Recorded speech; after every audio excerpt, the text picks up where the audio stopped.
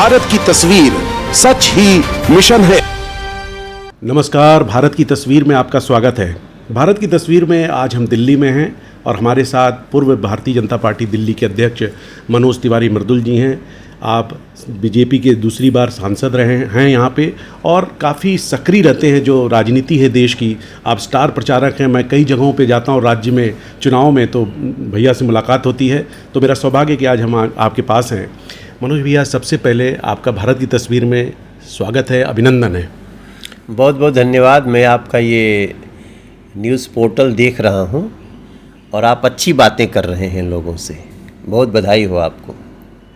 आज आप गए थे, ये जो राष्ट्रपति जी नियुक्त हुई हैं आदिवासी समाज से, उसकी बहुत चर्चा हो रही है कि भारतीय जनता पार्टी ने, देश में ऐतिहासिक बात हुई है कि पहली बार आदिवासी राष्ट्रपति दे रहे हैं। उसके लिए आप क्या कहेंगे? देखिए, भारतीय जनता पार्टी और एनडीए की ये पहचान है कि वो सिर्फ सबका साथ सबका विकास कहती नहीं है, वो करके दिखाती है। आपको याद होगा, भारतीय जनता पार्टी ने एक समय आया तो उन्होंने अब्दुल कलाम जी को सपोर्ट किया। अब्दुल कलाम जी हमारे देश के एक ऐसे नेता, एक ऐसे वैज्ञानिक लीडर जिसको बोलते हैं, लीडर। उन्होंने बिना चुनाव लड़े, बिना सब कुछ, उन्होंने लीड किया देश को। उनको राष्ट्रपति के लिए हमने सपोर्ट किया। फिर हमें जब मौका मिला तो हमने देश के एक दलित समाज के बेटे श्री राम नाथ कोविंद जी को भारत का प्रथम नागरिक बनाया भारतीय जनता पार्टी एनडीए ने। और इस बार जब हमें मौका मिला तो पहली बार भारत की राष्ट्रपति पद पे एक आदिवासी समाज की गर्वित बेटी, भारत की नारी, वो इस पद को सुशोभित करने की तैयारी में है। तो ये भारतीय जनता पार्टी और नरेंद्र मोदी जी की वो सोच है जिसको कहते हैं सबका साथ सबका विकास। हम पूरे देश के हर उस सेक्टर को, जिसको लोग समझते थे कि बस ये सबसे पीछे खड़े रहने के लिए है, हम उनको सबसे आगे खड़ा करने में विश्वास रखते हैं। आपने द्रौपदी मुर्मू जी पे एक कविता भी लिखी है, मैं चाहता हूँ दर्शकों को बताएं। नहीं, वो हमने आज ही, जब मैं उनको अभी रिसीव करने गया था एयरपोर्ट पे, तो मैंने उनको बताया कि दीदी आपका बहुत स्वागत है। तो उन्होंने मुझे कहा कि हम तो आपको टीवी पे सुनते हैं। मुझे इतना अच्छा लगा। एक सामान्य परिवार से बहुत अभाव और संघर्षों से खड़ी हुई हैं। तो मैंने एक कुछ लाइनों की कविता लिखी कि प्रथम नागरिक भारत की ये मौका पहली बारी है, जनजातीय समाज की बेटी, एक जनजातीय आदिवासी समाज की बेटी भारत के प्रथम नागरिक महामहिम राष्ट्रपति पद पे बैठेंगी। ये पहली बार हो रहा है। प्रथम नागरिक भारत की ये मौका पहली बारी है, जनजातीय समाज की बेटी दिल्ली आज पधारी है। कल जो भी संबोधन होगा सारी दुनिया बोलेगी, आज का परिचय शक्ति गर्वित ये भारत की नारी है। तो मैंने करके ट्वीट कर दिया। लोग उसको बहुत पसंद कर रहे हैं। मैं मानता हूं द्रौपदी मुर्मू जी को भारत के राष्ट्रपति पद के लिए चुनना भारतीय जनता पार्टी एनडीए का एक बड़ा परिचय तो है ही। अब देखना है कि जो विपक्ष में लोग हैं वो अपना कैंडिडेट खड़ा करते हैं या पहली बार जो भारत की एक नारी, एक आदिवासी समाज की बेटी यहाँ बैठेगी उसको सपोर्ट करेंगे। तो विपक्ष से तो यशवंत सिन्हा जी का नाम चल रहा है और उन्होंने एक बड़ी बात कही है कि हम चाहते हैं कि राष्ट्रपति ऐसा हो जो मोहरा ना हो। और दूसरी बात, विपक्ष एक बात और कह रहा है कि आदिवासी बेल्ट में चुनाव है, इसलिए आप लोग एक ऐसा नाम लेके आए हैं। ये कितनी छोटी सोच है। मैंने उन लोगों की ये सोच है कि चुनाव हो तो हम इसको थोड़ा सा मौका दे देंगे, बाकी फिर दूसरे को दे देंगे। ये भारतीय जनता पार्टी की सोच नहीं है। भारतीय जनता पार्टी की सोच बहुत लंबे समय के लिए है और महामहिम राष्ट्रपति का चुनाव 6 वर्ष के लिए होता है। ये राष्ट्रपति की बात हुई। अब हम महाराष्ट्र की पॉलिटिक्स की बात कर लेते जी हैं। जी। महाराष्ट्र की सियासत में जो हो रहा है, लोगों ने कल्पना नहीं की थी कि अचानक से क्या हो गया कि एक शिवसेना जो कई बार टूटी है, बिखरी है, लेकिन एक उनका एक ऐसा सेनापति अचानक से लोगों को लेके चला जाएगा। अंदर की बात तो मतलब पार्टी के लोग जाने, लेकिन ये संदेश क्या जा रहा है? क्या शिवसेना बिखर गई है? शिवसेना पे से लोगों का, उनके जो नेतृत्व हैं, उनके विधायकों का भी भरोसा टूट गया है? हम इस पे कोई कमेंट्स नहीं करना चाहते हैं, क्योंकि ये शिवसेना का अपना मामला है। तो इसलिए इस प्रश्न पे आज मैं सिर्फ इतना ही कहूँगा कि हमें इस विषय में अभी कुछ नहीं बोलना है। अभी एकदम से खामोश है और बीजेपी की तरफ से कोई प्रतिक्रिया आ भी नहीं रही है। नहीं, हम प्रतिक्रिया क्यों दें? शिवसेना का मामला है, ये उनकी पार्टी का मामला है। भारतीय जनता पार्टी का इससे कुछ लेना देना नहीं। भारतीय जनता पार्टी वॉच कर रही है, ऐसा लगता है। नहीं, वॉच क्या करना है? आगे जब हमें कोई निर्णय लेना होगा तो हम बताएंगे, लेकिन हमारा ये जो शिवसेना में जो कुछ हो रहा है उससे भारतीय जनता पार्टी का कुछ भी लेना देना नहीं है। अब हम जो बड़ा मुद्दा चल रहा है, अग्निपथ, अग्निवीर जो योजना चली है सरकार की, आप बिहार से आते हैं और मैं जानता हूं कि आप बहुत ज़मीन से उठ के आज यहाँ तक पहुँचे हैं। बिहार के लड़के हर विधा में बहुत माहिर हैं। ये क्या चल रहा है? अग्निपथ के नाम पर जो सरकार स्कीम लाई है, समझा भी रही है, लेकिन लग नहीं रहा है कि या तो विरोधी उनको समझने नहीं दे रहे हैं, जो लड़के हैं नौजवान, उन्हें देश के लिए सोचना चाहिए, वो पत्थर उठा रहे हैं। क्या कहेंगे आप? मैं समझता हूं अब देश के युवाओं को भी ये समझ में आ चुका है। शुरुआत के जो एक दो दिनों में जो गलतफहमियां फैलाई गई, भ्रम फैलाए गए, वो साजिश के तहत फैलाए गए। देखिए, यहाँ तो कोई पहली बार तो ऐसा गाड़ी में तोड़फोड़ हुआ नहीं। ये तो अगर किसी परीक्षा में गड़बड़ी आई और हमने परीक्षा कैंसिल कर दी तो भी लोगों ने गाड़ियां जलाई। जब हम CAA लाए थे तब भी लोग जला रहे थे। तो जो जलाने वाले हैं उनको जलाने का मौका चाहिए। लेकिन अग्निपथ एक ऐसी योजना, आप सोचिए कि नरेंद्र मोदी जी ने इस देश के हर व्यक्ति को जो चाहता है कि मैं सेना में सर्विस दे लूं, थोड़ा सा, हम कहते हैं ना, कुछ लड़ाई होती है, तनाव होता है, कहते हैं कि काश मुझे भी दे दो, मैं भी जाकर के लड़ूंगा। तो देश में अभी अनिवार्य नहीं किया गया है, वैकल्पिक व्यवस्था की। आप चाहते हैं आप सेवा कर सकते हैं, और उस सेवा के दौरान आप परमानेंट सैनिक भी चुने जा सकते हैं। इसको लोगों ने ऐसे देखा कि 45,000 लोग आ रहे हैं, लिए जाएंगे, और उसमें से 75% परमानेंट नहीं होंगे, हट जाएंगे। आप इसको इस तरह से क्यों नहीं ले रहे हो कि हर साल 12,000 भर्ती होने वाली है, और उस भर्ती के लिए 4 साल आपको वेतन के साथ ट्रेनिंग दी जा रही है, आपकी परीक्षा ली जा रही है। और उसके बाद जो 75%, यहां सिर्फ एक ही बात है जो मैं अपने देश के युवाओं को समझाना चाहता हूं कि 45,000 प्रति वर्ष लोगों को जब हम अग्निपथ, अग्निवीर बनाएंगे तो उनमें से 25% लोग परमानेंट हो जाएंगे। उस परीक्षा में कौन नहीं भाग लेना चाहेगा? हम भी कोशिश करेंगे। परीक्षा से क्या घबराना है? एक दौड़ हुई है जहां हमको 5,000 लोग दौड़ेंगे तो फर्स्ट 20 को पुरस्कार मिलेगा, तो हम दौड़ नहीं छोड़ देंगे?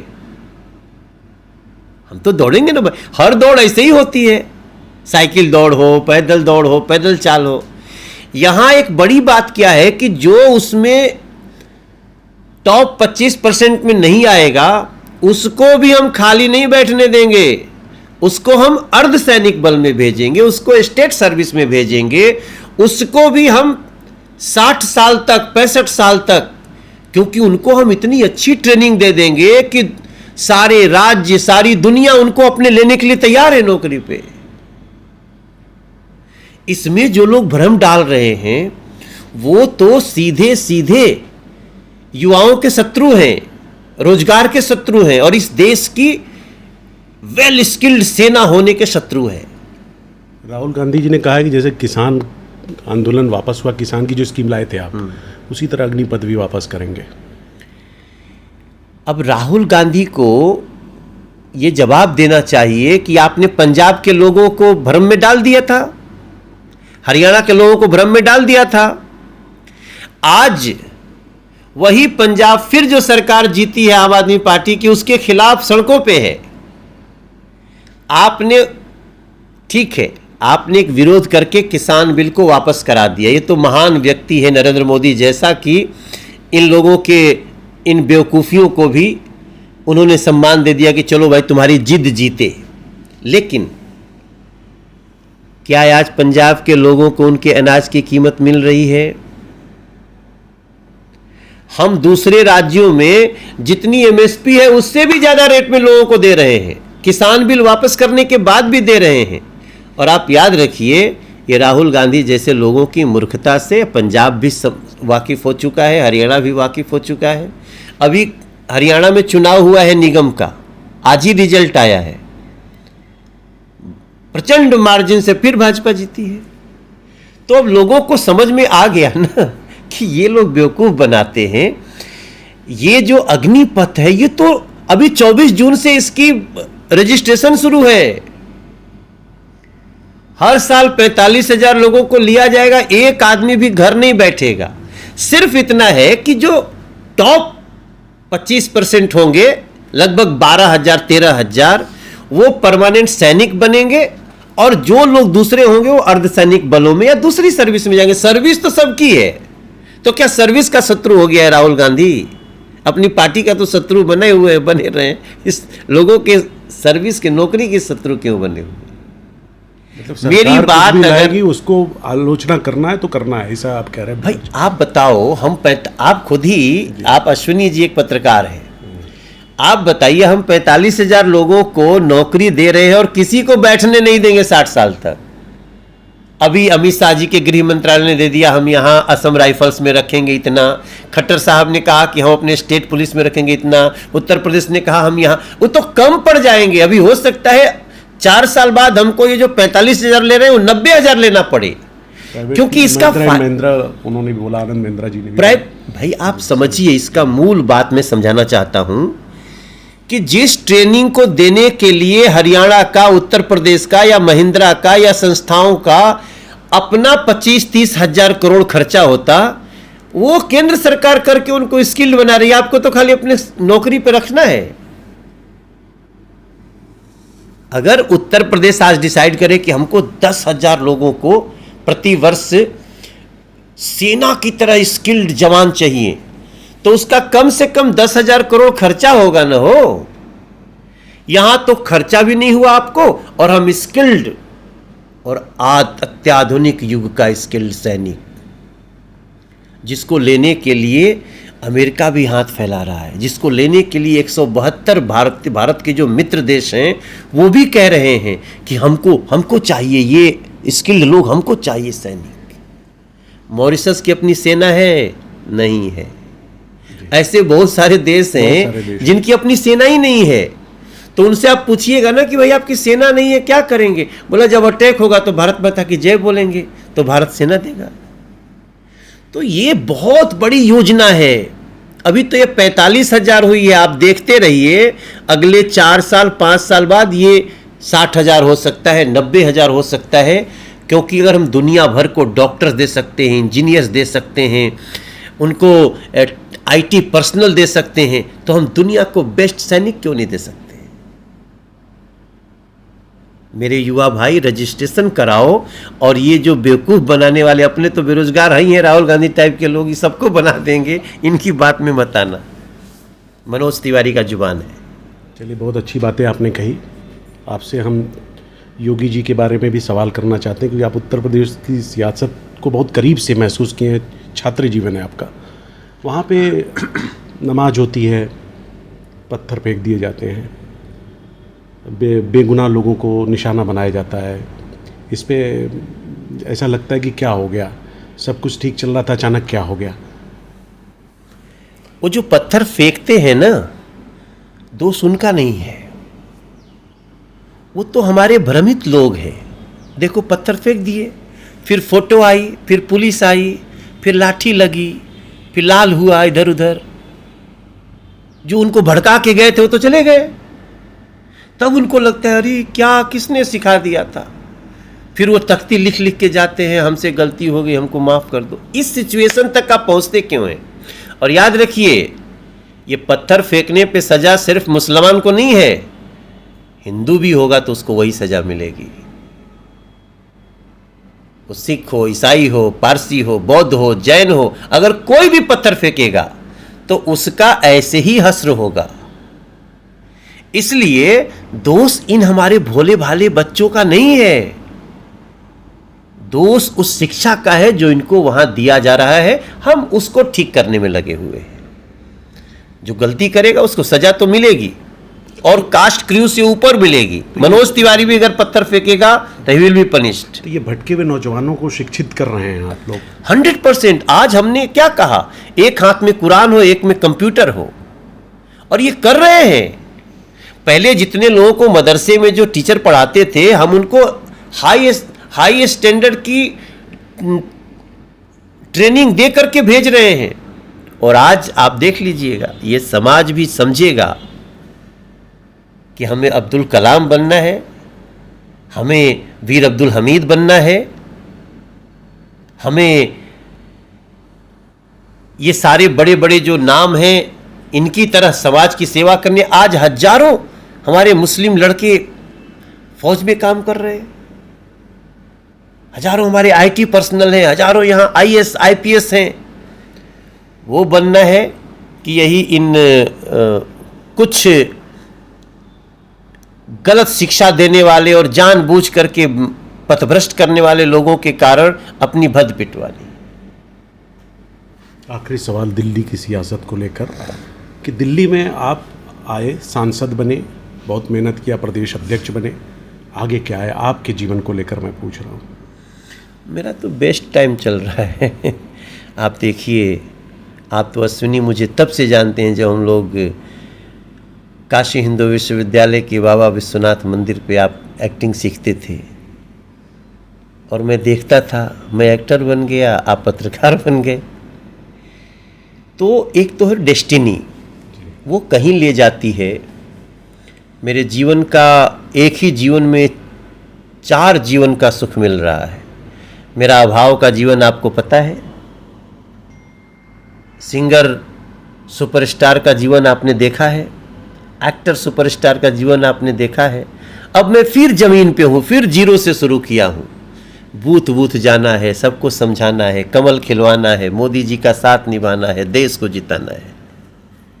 अब इससे बढ़िया देखो, दूसरी बार जिन देश की, हमारे नॉर्थ ईस्ट दिल्ली की महान जनता ने हमें सांसद भी बनाया है। और मैं जितना चीज़ सोच के आया था राजनीति में, मेरा 90% पूरा हो गया। हम 370 हटाना चाहते थे, हटा दिए। हम राम मंदिर बनाना चाहते थे, कानून से, न्याय से बना दिए। हम गरीब लोगों के घर में इलाज का पैसा देना चाहते थे, दे रहे हैं। हम गरीब बेघर को घर देना चाहते थे, दे रहे हैं। हम गरीब गरीब औरतों को चाहते थे कि वो भी गैस पे खाना बनाएं, हम कर रहे हैं। क्या चाहिए, कितना बड़ा पेट है। अब राहुल गांधी थोड़ी है, अरविंद केजरीवाल थोड़ी है। ये सब देखिए, आज भी, अभी कल हमने एक हॉस्पिटल का मुआयना किया। इन सबों ने 458 बेड का हॉस्पिटल बनाया, और 458 बेड के हॉस्पिटल में कोरोना में इलाज भी करवाया लोगों का। जब हम देखने गए तो जमीन पे कुछ है ही नहीं, सब कागज में है। केवल 1256 करोड़ रुपया। पूछ रहा हूं किधर है अस्पताल, तो पांव पांव कर रहे हैं, कोई जवाब नहीं दे रहा। Not a single serious person coming to reply our questions. अब मैं इन लोगों को लगता था कि किराड़ी कहां जाएंगे मनोज तिवारी। मैं चला गया, मैं तो उधर गिर गया। मैं अस्पताल समझ के चाह रहा था, मैं घास पे उधर गिर गया, दलदल में। आप सोचिए कि अरविंद केजरीवाल जैसे लोग जो ईमानदारी का कैसा लबादा ओढ़े थे, और आप तो इस पे सवाल भी पूछ रहे हैं। दिल्ली की मीडिया पर एक बड़ा सवाल उठ रहा है, वो सवाल ही नहीं कर रही इस पे। चौथे स्तंभ का क्या होगा? पत्रकार तड़प रहे हैं क्योंकि पत्रकार तो सच्चा होता है, पर मीडिया हाउसेस का क्या हुआ है? They are not raising a single question, they are not ready to go on that field hospital की 458 बेड का हॉस्पिटल, पीडब्ल्यूडी कहता है 2020 में वर्क कंप्लीट हो गया, ग्राउंड पे कुछ नहीं है। एक तो पाइप लगा था, मैं पाइपवा में देख रहा था, हॉस्पिटल अंदर तो नहीं है। हंसी आ सकती है हमारी बात सुन के, बट दिल्ली को कैसा लूट रहे हैं अरविंद केजरीवाल गैंग, ये दिल्ली को हमने दिखा दिया है। बाकी दिल्ली का जैसा मंतव्य होगा, छोड़ेंगे नहीं इन लोगों को। भ्रष्टाचारी कितना भी ताकतवर हो, बचेगा नहीं। आज नहीं तो कल होगा, इस भ्रष्टाचार का हल होगा। आप सतत प्रयास करते रहें, जो कि हम देख पा रहे हैं, अब लगातार लगे हुए हैं। तो हम बात कर रहे थे मनोज तिवारी मृदुल जी से, दिल्ली बीजेपी के सांसद, और बड़ी बेबाकी से उन्होंने सारे मसलों पे जो हमने पूछा, जो मेरे दिल में सवाल थे, और वो पूछने के लिए मैं ख़ास तौर से दिल्ली आया, वो उसका उन्होंने बखूबी जवाब दिया है। बहुत बहुत आपका धन्यवाद।